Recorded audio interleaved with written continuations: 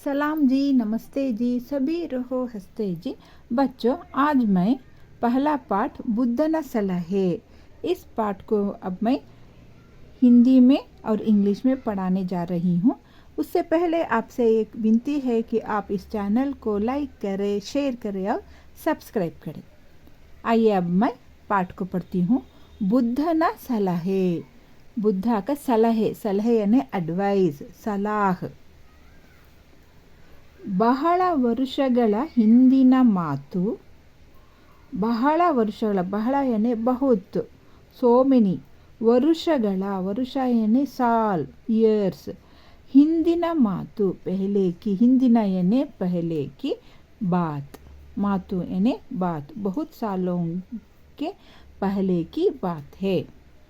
ಭಾರತದ ಉತ್ತರ ಭಾಗದಲ್ಲಿ कपिलवस्तु ಎಂಬ ನಗರವಿತ್ತು. भारत के उत्तर भाग में, उत्तर यानी नॉर्थ, उत्तर भाग में, in the part of north India, Kapilavastu ಎಂಬ ನಗರವಿತ್ತು. कपिलवस्तु नाम का एक नगर था. देर वाज ए टाउन, नगर means town by name Kapilavastu. ಅದನ್ನು ಶಾಕ್ಯರೆಂಬ ಅರಸು ಮನೆತನದವರು ಆಳುತ್ತಿದ್ದರು. ಅದನ್ನು ಎನೆ ಉಸೆ. ಶಾಕ್ಯರೆಂಬ, ಶಾಕ್ಯ ನಾಮಕ್ಕೆ ಅರಸು ಮನೆತನದವರು. ಅರಸು ಮನೆತನ ಮೀನ್ಸ್ ಡೈನಾಸ್ಟಿ, ರಾಜಘರಾನ. ಅರಸು ಮನೆತನ ಎನೆ ರಾಜಘರಾನ. ಶಾಕ್ಯ ನಾಮಕ ರಾಜಘರಾನ. By the name of Shakya there was a dynasty. ಆಳುತ್ತಿದ್ದರು. ಆಳುತ್ತಿದ್ದರು मीन्स दे वर रूलिंग. ಆಳುತ್ತಿದ್ದರು यानी शासन कर रहे थे, राज्यभार कर रहे थे. ಶಾಕ್ಯರ ಅರಸ ಶುದ್ಧೋಧನನಿಗೆ ಸಿದ್ಧಾರ್ಥನೆಂಬ ಮಗ ಹುಟ್ಟಿದನು. ಶಾಕ್ಯ ಅರಸ, ಅರಸ यानी किंग, ರಾಜ. ಶಾಕ್ಯ ರಾಜಾಕ್ಕೋ ಶುದ್ಧೋಧನನಿಗೆ, ಶಾಕ್ಯ राजा शुद्धोधन राजा को सिद्धार्थ नामक पुत्र हुआ. आता यानी वह, ही. आता ಬೆಳೆದ ನಂತರ बड़ा होकर. ಬೆಳೆದ यानी ग्रोइंग, आफ्टर ग्रोइंग. ಸನ್ಯಾಸ ಸ್ವೀಕರಿಸಿ ಭಗವಾನ್ ಬುದ್ಧನಾದ.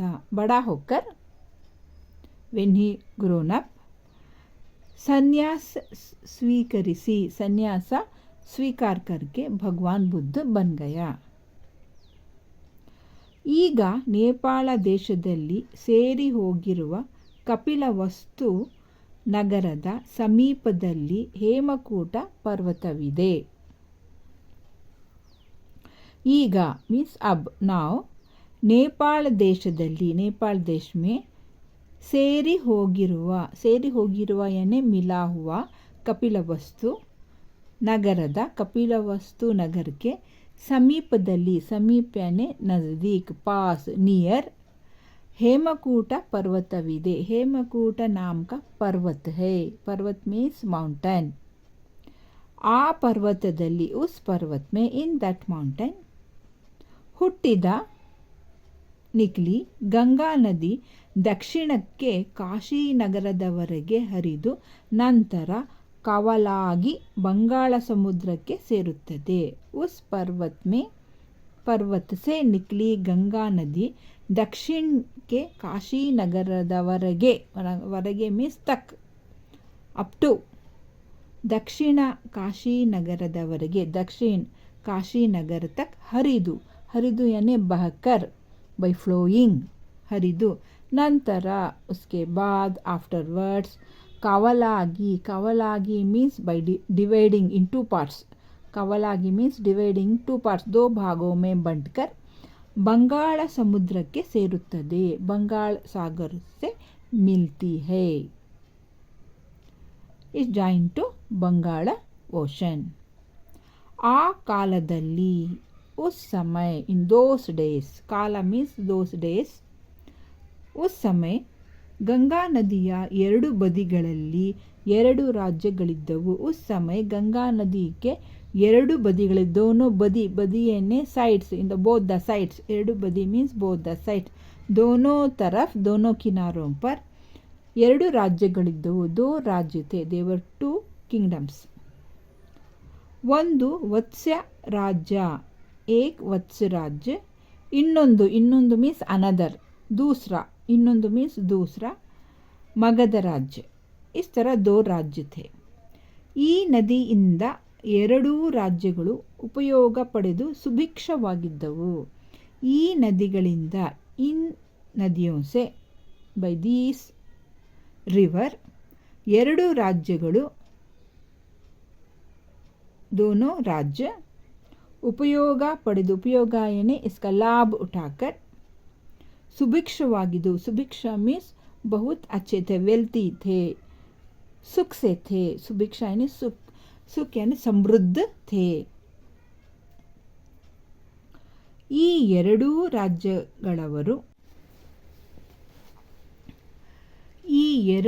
ರಾಜ್ಯಗಳವರು ಆ ನದಿಯನ್ನು ತಾಯಿಯಂತೆ ಪೂಜಿಸುತ್ತಿದ್ದರು.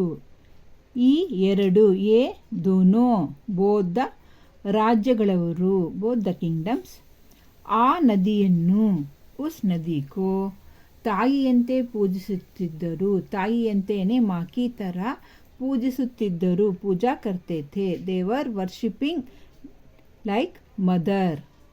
ಪೂಜಿಸುವುದು ಮೀನ್ಸ್ ವರ್ಷಿಪ್. ಆ ನದಿಯ ನೀರಿನಿಂದ 2 ರಾಜ್ಯಗಳ ನೆಲ ಸಸ್ಯ ಶ್ಯಾಮಲವಾಗಿತ್ತು. ಆ ನದಿಯ ನೀರಿನಿಂದ, ಉಸ್ ನದಿಗೆ ನೀರಿನಿಂದ, ಪಾನಿ ಸೆ, from that water, river water, from that river water, 2 ರಾಜ್ಯಗಳ ನೆಲ, ದೋನೋ ರಾಜ್ಯಕ ನೆಲ, ನೆಲ ಯಾನೆ ಲ್ಯಾಂಡ್, ಭೂಮಿ, ಸಸ್ಯ ಶ್ಯಾಮಲವಾಗಿತ್ತು. ಸಸ್ಯ ಶ್ಯಾಮಲ ಮೀನ್ಸ್ ಡಾರ್ಕ್ ಗ್ರೀನ್, ಹರಾ ಭರಾ ಥಾ. ಎತ್ತ ನೋಡಿದರೂ ಹಸಿರು ತುಂಬಿ ಬೆಳೆ ಬೆಳೆದು ಸುಭಿಕ್ಷದಿಂದ ಜನರು ಸುಖವಾಗಿದ್ದರು. ಎತ್ತ ನೋಡಿದರು, ಎತ್ತ ಏನೇ ಜಹಾಂಬಿ, ವೆರೆವರ್.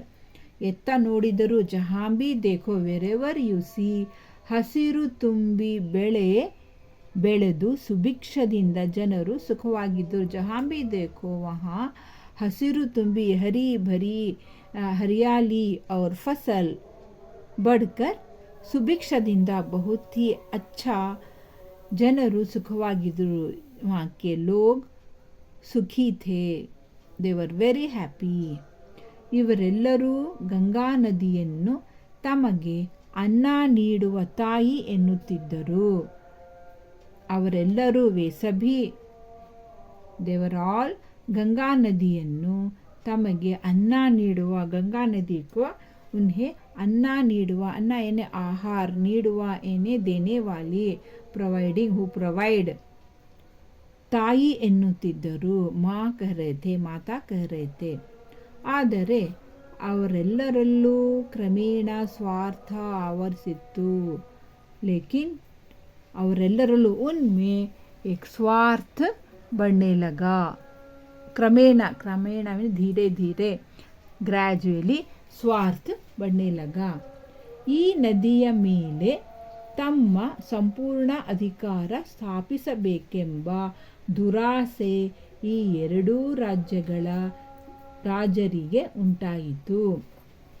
ಈ ನದಿಯ ಮೇಲೆ, ಉಸ್ ನದಿ ಪರ್, ತಮ್ಮ ಅಪ್ನ ಸಂಪೂರ್ಣ ಅಧಿಕಾರ, ಅಪ್ನ ಪೂರಾ ಅಧಿಕಾರ ಸ್ಥಾಪಿಸಬೇಕು, ಪಾನಾ ಚಾಹಿಯೇ. ಈ ದುರಾಸನೆ, ಈ ಇಸ್ ಲೋಭ್, ಈ 2 ರಾಜ್ಯಗಳ ರಾಜರಿಗೆ ಉಂಟಾಯಿತು. ये दुरासा, ये लोभ उन दोनों राजाओं में आने लगी. ದಿನ ಕಳೆದಂತೆ, ಜೈಸೆ ಜೈಸೆ ದಿನ ಬೀತ್ನೆ ಲಗೆ, ಈ ಸ್ವಾರ್ಥ ಹೆಮ್ಮರವಾಗಿ, ಈ ಸ್ವಾರ್ಥ ಹೆಮ್ಮರವಾಗಿ ಏನೇ ಬಹುತ್ ಹಿ ಸ್ಟ್ರಾಂಗ್ ಬನ್ ಗಯಾ, ಸ್ಟ್ರಾಂಗ್ ಬನ್ಕರ್, ಬೆಳೆದು, ಬಡ್ಕರ್, 2 ರಾಜ್ಯಗಳವರು युद्ध के सिद्धरागुवा, दोनों राज्यों वाले युद्ध के लिए सिद्धवागुवा, युद्ध करने के लिए तैयार होने के लिए उत्कट, बहुत ही तीरा परिस्थिति उंटाಯಿತು. उनमें युद्ध की बहुत ही स्ट्रांग वहाँ की कंडीशन परिस्थिति यानी कंडीशन हो गई, युद्ध करने के लिए वे तैयार हो गए. ಅವರು ಯುದ್ಧಕ್ಕೆ ನಿಂತಾಗ ಬುದ್ಧ ಭಗವಾನ್ ಅಲ್ಲಿಗೆ ಬಂದ. जब वे युद्ध के लिए खड़े हुए, युद्ध के लिए निंतागा यानी खड़ना, जब वे युद्ध के लिए खड़े हो गए तब वहाँ बुद्ध भगवान आ गए.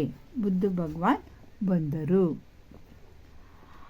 ಆತ ಯುದ್ಧಕ್ಕೆ ಸಿದ್ಧರಾದ ಎರಡೂ ಕಡೆಯ ಸೈನ್ಯಗಳನ್ನು ನೋಡಿ ಅವುಗಳ ನಡುವೆ ನಿಂತುಕೊಂಡ. ಬುದ್ಧ ಎರಡೂ ಕಡೆಯ दोनों तरफ के both the sides ಸೈನ್ಯಗಳನ್ನು ನೋಡಿ, ಆರ್ಮಿ ಕೋ ನೋಡಿ, ದೇಖಕರ್ ಲುಕಿಂಗ್, ಅವುಗಳ ನಡುವೆ ನಿಂತುಕೊಂಡ. He stood between both the armies, ನಡುವೆಯೇ ಬಿಟ್ವೀನ್, बीच में खड़ा हो गया. बुद्ध देवनನ್ನು ನೋಡಿ, ಬುದ್ಧ ದೇವಕೋ ನೋಡಿ, ದೇಖಕರ್ ಎರಡೂ ಕಡೆಯವರು ಸ್ವಲ್ಪ ಹಿಂದಕ್ಕೆ ಸರಿದರು. ಬುದ್ಧ ಕೋ ದೇಖಕರ್ ದೋನೋ ಕಡೆಯವರು तरफ वाले बोथ द साइड्स ಸ್ವಲ್ಪ ಹಿಂದಕ್ಕೆ ಸ್ವಲ್ಪ ಏನೇ ಥೋಡಾ ಹಿಂದಕ್ಕೆ ಸರಿದರು. ಪೀಛೆ ಹಟೆ, ದೇ ಗೆಟ್ ಬ್ಯಾಕ್. ಬುದ್ಧ ದೇವರು ಎರಡೂ ರಾಜ್ಯಗಳ ರಾಜರನ್ನು, ಮಂತ್ರಿಗಳನ್ನು ಹಾಗೂ ಇತರ ಅಧಿಕಾರಿಗಳನ್ನು ತನ್ನ ಬಳಿಗೆ ಕರೆದು ಎಲ್ಲರಿಗೂ ಕೇಳುವಂತೆ ಗಟ್ಟಿಯಾಗಿ ಹೇಳಿದ.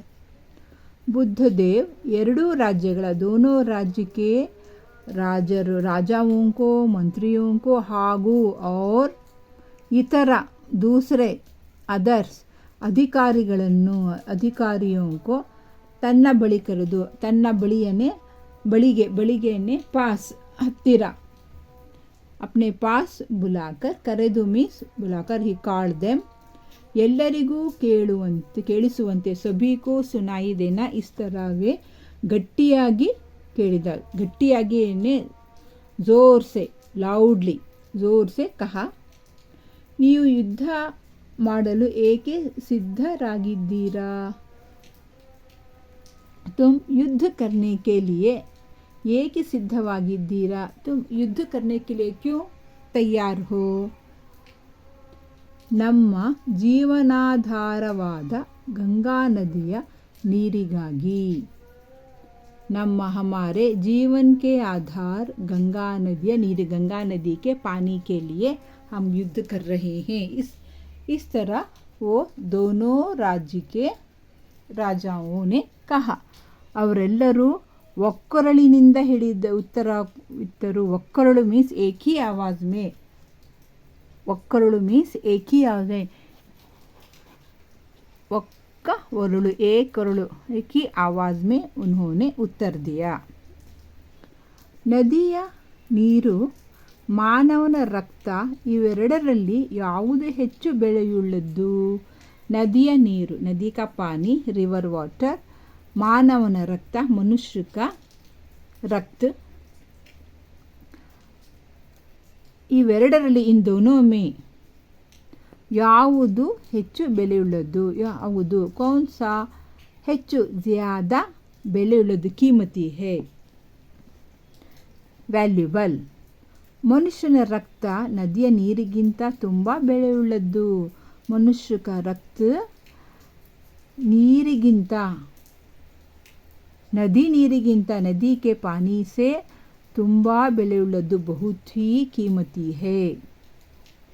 ಎರಡೂ ಕಡೆಯಿಂದ ಉತ್ತರ ಬಂತು. ದೋನೋ ತರಫ್ ಸೆ ಉತ್ತರ ಆಯಾ. Answer came from both the sides. ಹಾಗಾದರೆ ನೀವು ಕಡಿಮೆ ಬೆಲೆ ಇರುವ ನೀರಿಗಾಗಿ ಅದಕ್ಕಿಂತಲೂ ಅಮೂಲ್ಯವಾದ ರಕ್ತವನ್ನು ಹರಿಸಲು ಏಕೆ ಸಿದ್ಧರಾಗಿದ್ದೀರಿ? ಹಾಗಾದರೇನೆ ದೆನ್ ನೀವು ಕಡಿಮೆ ಬೆಲೆ ಇರುವ,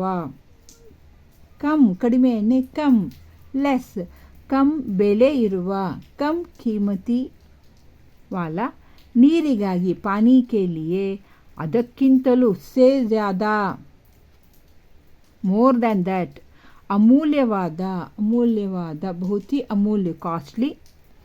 ರಕ್ತವನ್ನು ಹರಿಸಲು ಬಹಾನೆ ಕೆ ಲಿಯೆ, ಹರಿಸಲು ಮೀನ್ಸ್ ಟು ಫ್ಲೋ. ಏಕೆ ಸಿದ್ಧರಾಗಿದ್ದೀರಿ, ಕ್ಯೂನ್ ತಯ್ಯಾರ್ ಹೇ, ವೈ ಯು ಆರ್ ರೆಡಿ ಎಂದು ಬುದ್ಧ ಪುನಃ ಪ್ರಶ್ನಿಸಿದ.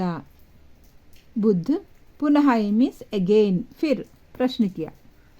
ನಮ್ಮ ಜೀವಗಳಿಗೆ ಈ ಗಂಗಾ ನದಿಯ ನೀರು ತುಂಬ ಅವಶ್ಯಕವಲ್ಲವೇ ಎಂದು ಎರಡೂ ಕಡೆಯವರು ಹೇಳಿದರು.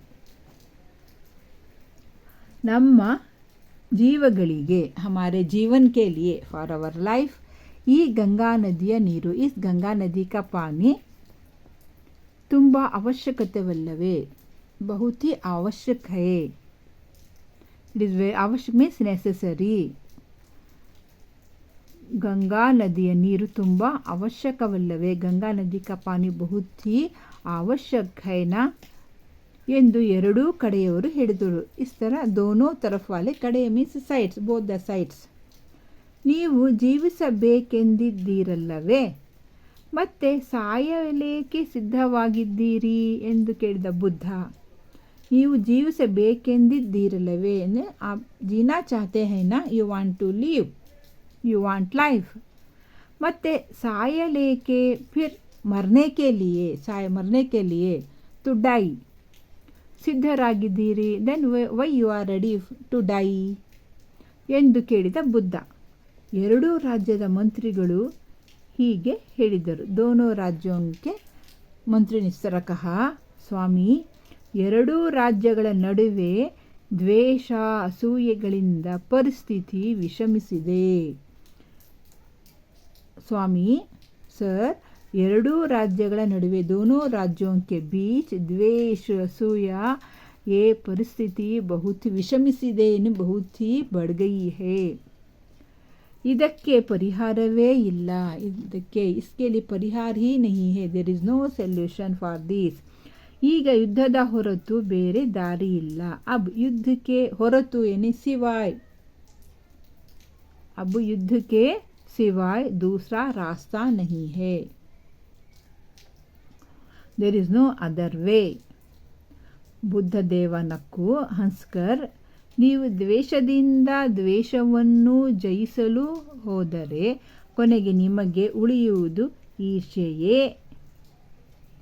ನೀವು ದ್ವೇಷದಿಂದ, ದ್ವೇಷ ಸೇ ದ್ವೇಷ ಕೋ ಜಯಿಸಲು, जीतने के लिए टू विन होदरे, अगर द्वेष को द्वेष से जीतने के लिए गए तो ಕೊನೆಗೆ ಆಖಿರ್ ಮೇ, at last, in the end, ನಿಮಗೆ ಉಳಿಯುವುದು ಈರ್ಷ್ಯೆಯೇ. आपको क्या बचेगा, ಈರ್ಷ್ಯಾ ಹಿ ಬಚ್ತಿ ಹೈ. ಇವುಗಳಿಂದ ಜೀವಿಗಳಿಗೆ ದುಃಖವೇ ಹೊರತು ಸುಖವಿಲ್ಲ. इससे जीवियों को, इससे क्या होता है, जीवियों को दुख के ಹೊರತು, दुख के सिवाय कुछ नहीं, सुख नहीं मिलता, कुछ नहीं मिलता. ಈಗ ಸುಖವಾಗಿರುವ ನೀವು, अब तुम लोग सुख से हैं, ನೀವು ದುಃಖ ತಂದುಕೊಳ್ಳುವ ಮಾರ್ಗ ಇದು. ಯುದ್ಧ ಕರ್ನ ದುಃಖ ಕೋ ಲಾನೆ ಕಾ ಮಾರ್ಗ ಹೈ ಎಂದಾಗ ಎರಡೂ ಕಡೆಯವರು ರಾಜರು ತೆಪ್ಪಗಾದರು. ದೋನೋ ತರಫ್ಗೆ ರಾಜ ತೆಪ್ಪಗಾದರು, ದೇ ಕೆಪ್ಟ್ ಸೈಲೆಂಟ್, ಖಾಮೋಶ್ ಹೋಗಯೇ, ಚುಪ್ ಹೋಗಯೇ. ಅವರು ಕೇಳಿದರು, ಹಾಗಾದರೆ ಏನು ಮಾಡಬೇಕೆಂದಿದ್ದೀರಿ ಭಗವಾನ್? तो आप क्या करना चाहते हैं भगवान?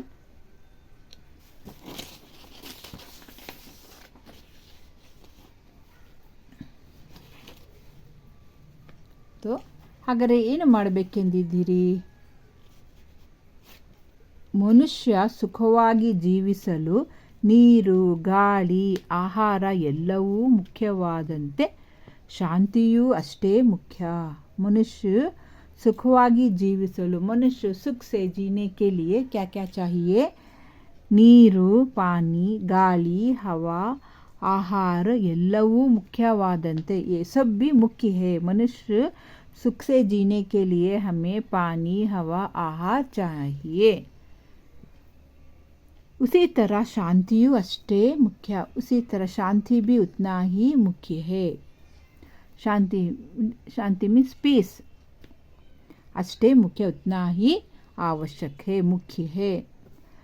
ಯುದ್ಧದಿಂದ ಶಾಂತಿ ನಾಶವಾಗುತ್ತದೆ, ಯುದ್ಧ से शांति पीस नाश होता है, शांति नाश हो जाती है।